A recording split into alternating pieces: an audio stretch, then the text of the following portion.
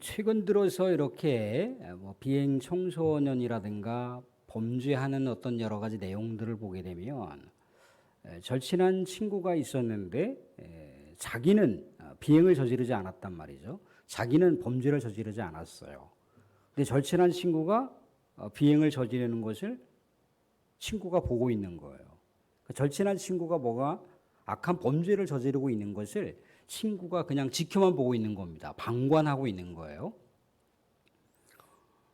그런데 나중에 이 범죄했던 비행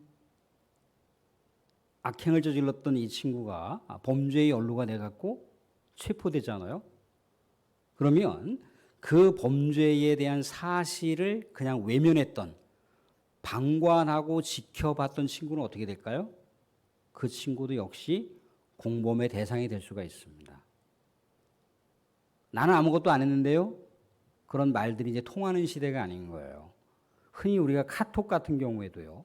카톡에 이렇게 단체 카톡방을 하다가 어떤 특정한 대상을 가지고 막 이렇게 비난하고 정죄하고 막 욕을 합니다. 뭐 죽일 놈, 뭘 놈, 뭐 그러면서 막 해요.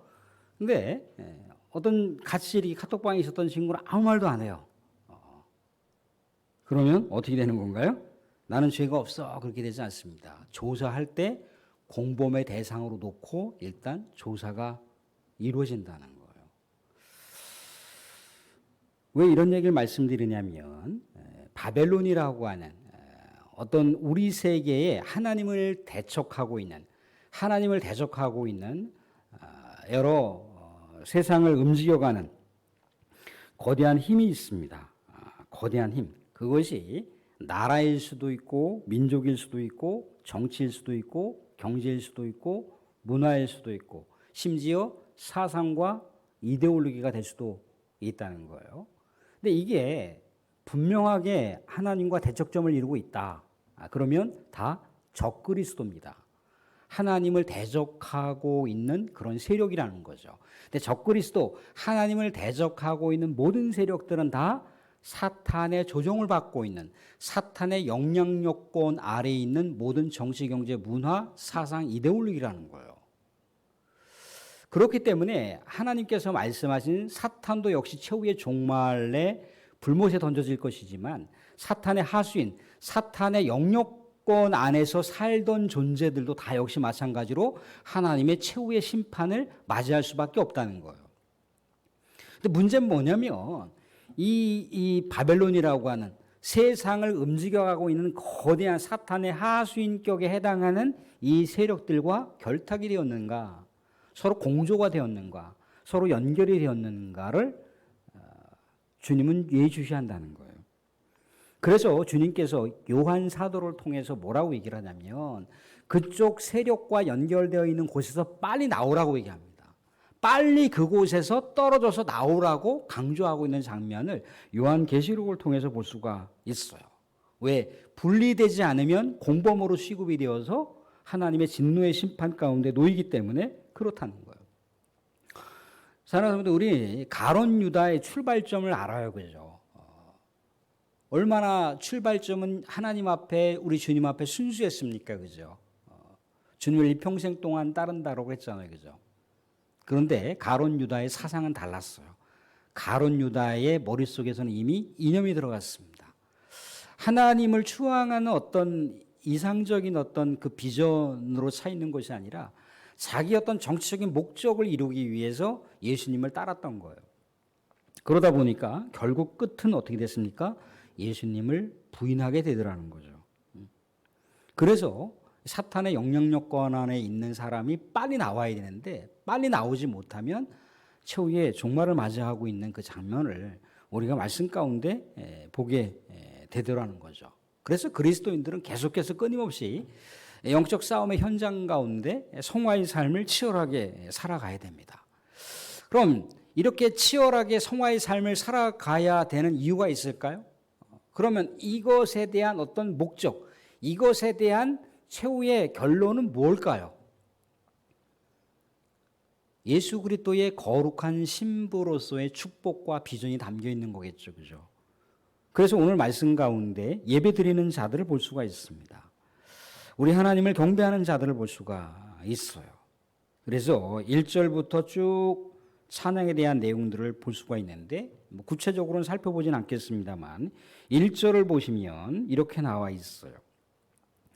이 일 후에 이게 최후의 종말의 시대를 얘기하는 겁니다. 사탄 역사가 최후 종말을 맞이할 때 이것과는 상반되게 하나님의 순결한 백성으로서의 삶을 살았던 백성들은 어떻게 되는 것인가 라고 했을 때 하나님의 나라 천상의 성전에서 할렐루야 구원과 영광과 능력이 우리 하나님께 있도다 하면서 우리 하나님을 경배하고 예배드리며 찬송하는 광경을 보여주고 있어요. 이게 우리 주 예수 그리스도 하나님의 어린 양 되신 예수 그리스도의 거룩한 신부들이 우리 하나님 앞에 부를 수 있는 자격이 주어지는 그 내용들이라고 하는 것을 알 수가 있습니다. 또한 4절도 보시면 이런 얘기를 볼 수가 있습니다. 4절도 보시면 또 24장로와 네 생물이 엎드려 보좌에 앉으신 하나님께 경배하여 이르되 아멘 할렐루야 하니. 이미 우리들보다 먼저 앞서갔던 믿음의 선배들, 믿음의 또 선조들 아니면 모든 예수 그리스도가 이 땅 가운데 다시 오심을 열렬히 바라는 거룩한 하늘의 존귀한 자들이 하나님을 여전히 찬양하고 있는 거예요. 그러니까 우리 성도들만 이렇게 찬양을 하고 있는 것이 아니라 하나님의 나라 그 하늘의 성전에서는 하나님의 거룩한 존재들 또 우리 하나님의 거룩한 천군 천사들 하나님의 피조 세계를 대표하는 그 위대한 존재들이 하나님 앞에서 예배드리며 경배하며 찬양을 하고 있는데 여기 우리 믿음의 성도들이 합류를 한다는 거예요. 이게 성도들의 결론입니다. 성도들이 바라볼 수 있는 하늘의 비전인 것을 오늘 말씀 가운데 보여주고 있어요. 근데 중요한 것은 뭐냐면 바벨론이라고 하는 우리 하나님의 이 선한 도구가 왜 이렇게 전락해버렸느냐라고 하는 거죠.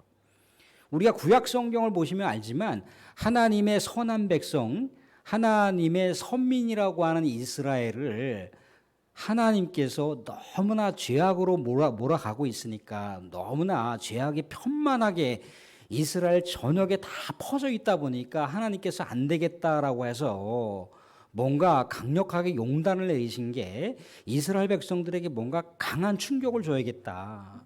강한 뭔가 자금을 줘야겠다라고 해서 사용하신 것이 바벨론이라고 하는 우리 하나님의 회초리라는 거예요. 그러니까 바벨론은 처음에는 하나님의 선한 도구였어요.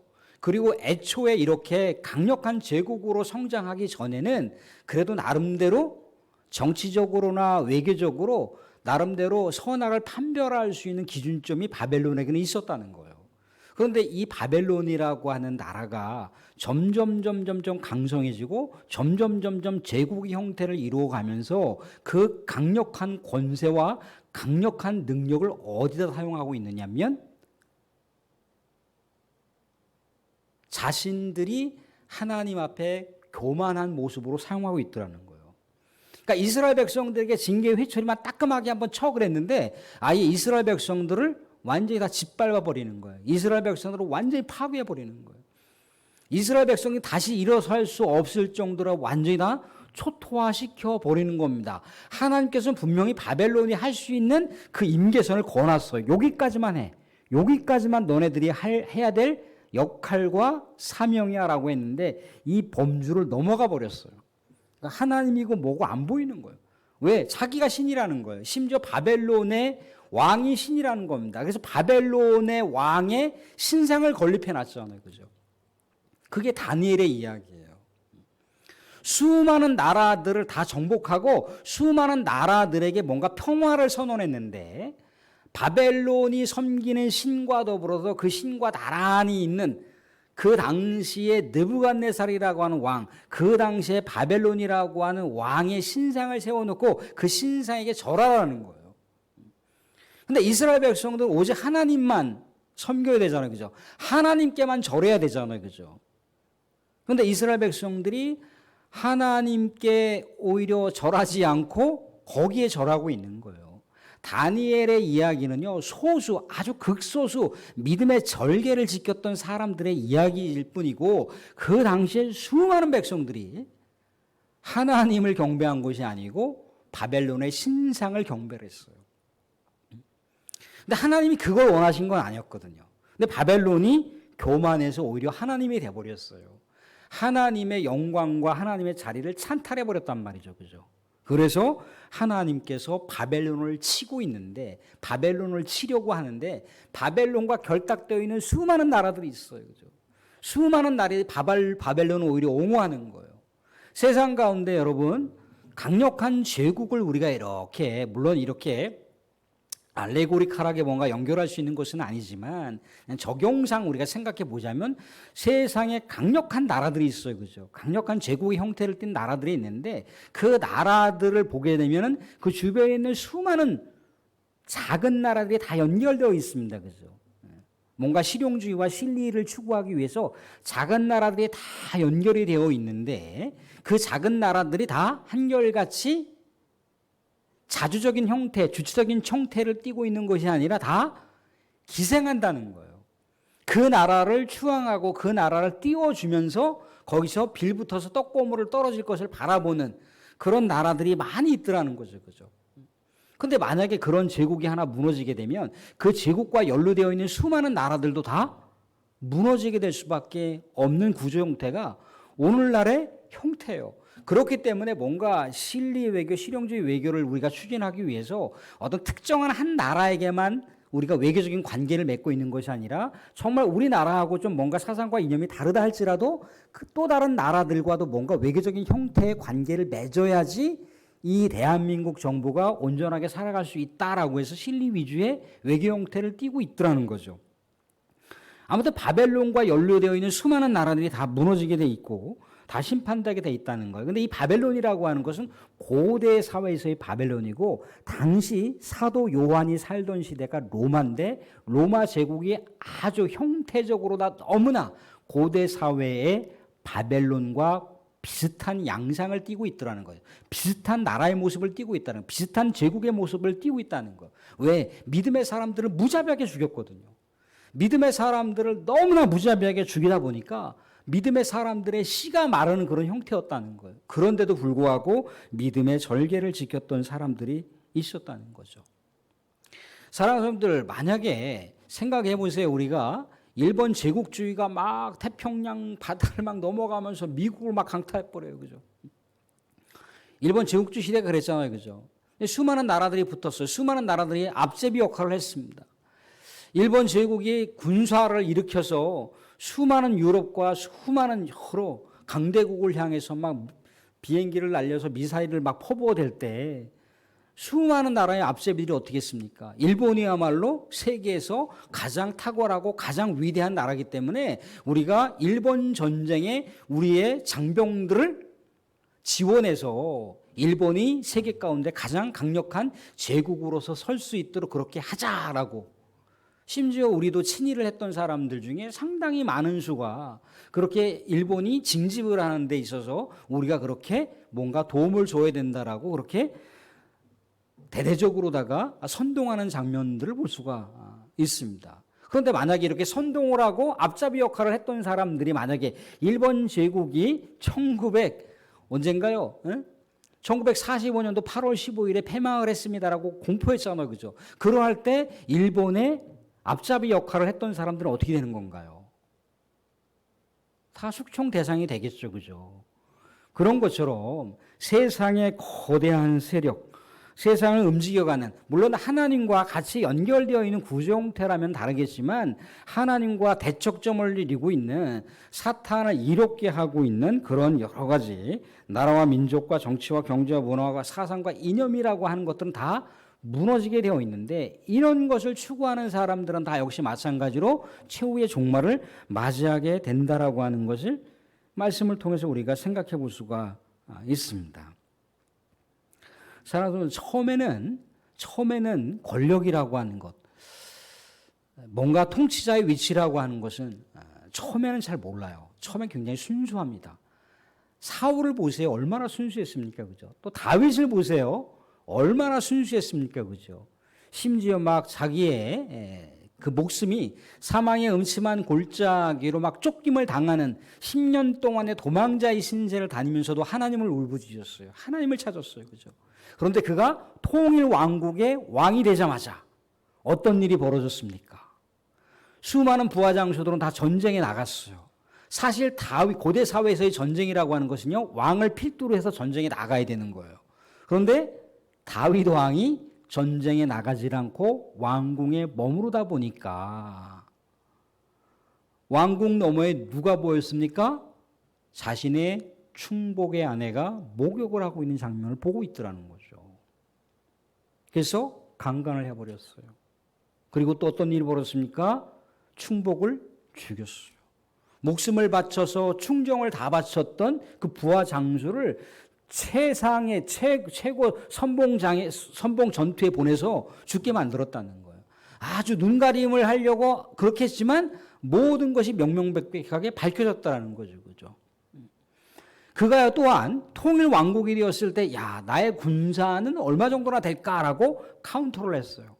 그런데 분명한 건 출애굽기 30장에 하나님께서 많은 군사를 주고 많은 백성들을 준다 할지라도 카운터하지 말라고 그랬어요. 왜? 그것을 의지할까 봐. 왕이 군대를 의지할까 봐. 왕이 무기력을 의지할까 봐. 오직 하나님만 의지해야 되는데 왕이 하나님보다 더한 것을 의지할까 봐 하나님께서 애초에 싹을 다 잘라버리기 위해서 군사를 세지 말라고 그랬어요. 근데 다윗은 어떻게 했습니까? 자기가 뭔가 승승장구할 때 나의 권력, 나의 파워는 이 정도가 돼라고 하면서 요압 장군한테 군사를 세하려고 했다는 거예요. 천인 공로를 하나님께 범죄를 저질렀어요. 하나님께로부터 다윗이 용서는 받긴 했지만 엄청난 대가를 치렀습니다. 정말 엄청난 대가를 치렀어요. 수만 명이 죽어나갔어요. 수만 명이 칼부림 당해서 처참하게 죽임을 당하는 그런 광경이 있었다는. 물론 다윗이 통해 자복하면서 하나님 왜 나 때문에 저 영혼들이 죽어야 됩니까? 나의 범죄로 인해서 왜 저 영혼들이 죽어야 되나요? 라고 하나님께 통해 자복한 그 모습이 정말 위대한 용장이자 위대한 우리 하나님의 선택받은 자로서 용기 있는 그런 모습이었긴 하지만 그렇다는 거예요. 세상에서 우리가 가치롭게 여기는 것, 육신의 정욕과 이생의 사랑과 안목의 정욕이라고 하는 것들은요, 물론 하나님 안에서 하나님 영역권 안에서 있는 것은 얼마든지 하나님 나라와 영광을 위해서 우리가 사용할 수 있는 자원이기 때문에 귀중한 것일 수 있어요. 근데 이게 하나님의 영역을 떠나게 되면은 그냥 하나님의 영역으로 떠나는 것이 아니라 사탄의 나라를 만들어가는 자원이 될 수 있다는 거예요. 그래서 사랑하는 사람들 탐심을 뭐라고 합니까? 우상이라고 한다는 거예요. 탐심을 우상이라 한다. 그러니까 우상은 결국 적그리스도를 이롭게 하는 행위라고 하는 것을 얘기해주고 있습니다. 이렇게 선상에서 예배를 드릴 수 있는 자들은 어떤 자들인가요? 오늘 9절 말씀을 보겠습니다. 9절 말씀 8절 말씀 먼저 보시면 8절 말씀 보시면 이렇게 나와 있어요. 하나님의 어린 양의 혼인잔치에 들어갈 수 있는 거룩한 신부들은 어떤 자들이라고 하냐면 그에게 빛나고 깨끗한 세마포 옷을 입도록 허락하셨으니 이 세마포 옷은 성도들의 옳은 행실이로다 하더라. 천사가 내게 말하기를 기록하라. 어린 양의 혼인잔치에 청함을 받은 자들이 복이 있도다 하고 또 내게 말하되 이것은 하나님의 참되신 말씀이라 하기로.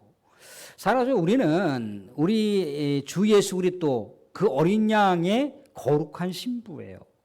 거룩한 신부. 거룩한 신부라고 하는 것은 우리가 구약 성경의 용어를 통해서 하나님이 거룩한 신랑이고 하나님의 백성들이 거룩한 신부라는 거예요. 서로 연합된 존재라는 거예요. 우리 주 예수 그리스도께서 어린 양의 혼인잔치에 거룩한 신랑이고 우리 믿음의 성도들이 거룩한 신부라는 거예요. 그런데 거룩한 신랑이 우리를 만나기 위해서 오신다 이거예요. 거룩한 신랑이 다시 우리를 만나시기 위해서 오시는데 우리가 아무것도 준비를 하지 않으면 안 되잖아요. 그죠? 무엇인가 준비를 해야 돼요. 그죠? 무엇인가 준비를 해야 되는데 뭔가 우리 주님께서 준비하라고 했던 내용이 뭔가요? 육신의 정욕과 안목의 정욕과 이생의 자랑이라고 하는 사탄을 이롭게 하는 탐심으로 준비하라고 하지 않습니다. 깨끗하고 빛나고 깨끗한 세마포 옷을 입도록 허락하셨으니 이 세마포 옷은 성도들이 옳은 행실이라고 나와 있어요. 성도들의 옳은 행실. 성도들의 옳은 행실은 결국 뭐겠습니까? 예수 그리스도를 늘 언제나 내 마음속에 품고 살아가는 성결한 삶을 가리키는 거겠죠. 그죠? 예수 그리스도가 늘 언제나 나와 함께 동행하는 삶을 추앙하고 추구하는 삶을 이야기합니다. 예수 그리스도의 거룩한 보혈의 피를 우리가 성결하게 되는, 또 우리가 구원을 받을 수 있는 가장 아름답고 복된 비결이라고 했을 때, 내가 과연 하나님께 용서받은 하나님의 의인으로서의 삶을 내가 성결하게 오늘도 내일도 유지하고 있는가? 그게 바로 어린 양의 혼인으로서, 어린 양 혼인 잔치에 들어갈 수 있는 자격을 받은 거룩한 신부의 모습이라고 하는 것을 얘기해 주고 있습니다. 사랑하는 성도, 우리는 주님을 믿을 수 있는 자격이 있어서 주님을 믿은 것이 아니잖아요. 그죠? 주님의 은혜와 또 사랑과 주님의 긍휼 때문에 우리가 예수 그리스도를 믿게 되는 놀라운 은혜의 삶을 우리가 복받은 인생으로 살고 있지 않습니까? 그죠? 그런데 이 거룩한 성도라고 하는, 정말 우리가 자부해도 될, 정말 목 놓아 자부해도 될 이 거룩한 성도, 거룩한 신부라고 하는 이 정체성을 우리가 세상을 살면서 날마다 훼손할 수밖에 없는 삶의 구조가 이 세상 가운데 사탄이 혼란스럽게 만들어 놓은 어지러운 세상 가운데 우리가 그렇게 살아간다는 거예요. 다시 우리는 삶을 추스려야 됩니다. 다시 우리는요, 영혼이 우리 주님의 보혈의 피로 말미암아 성결하게 거듭이 나서 우리 하나님께로부터 선택받고 복받은 자로서 삶을 계속해서 우리가 성결하게 갖고 나가야 돼요.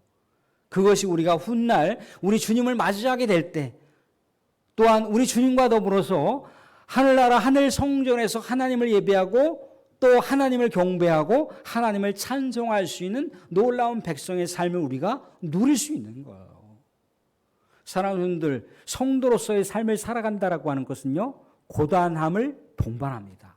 피곤을 동반합니다. 그럼에도 불구하고요, 하나님의 무한한 영적인 에너지가 우리 사랑하는 성도들 가운데 날마다 주님께서 끊임없이 공급하고 계시다라고 하는 것을 잊지 마시기 바랍니다. 우리는 하나님의 거룩한 성도, 우리 주 예수 그리스도의 거룩한 신부라고 하는 정체성을 잊지 마시고, 또 성령을 의지하면서 날마다 주 예수 그리스도의 보혈의 피로 말미암아 성결한 삶을, 또 성화의 삶을 계속해서 지향하실 수 있는 복된 성도, 우리 하늘나라 하나님의 성전에서 하나님을 마음껏 경배하고 찬양하며 노래할 수 있는 존귀한 우리 하나님의 성도들이 될 수 있기를 주님의 이름으로 축원드립니다. 아멘.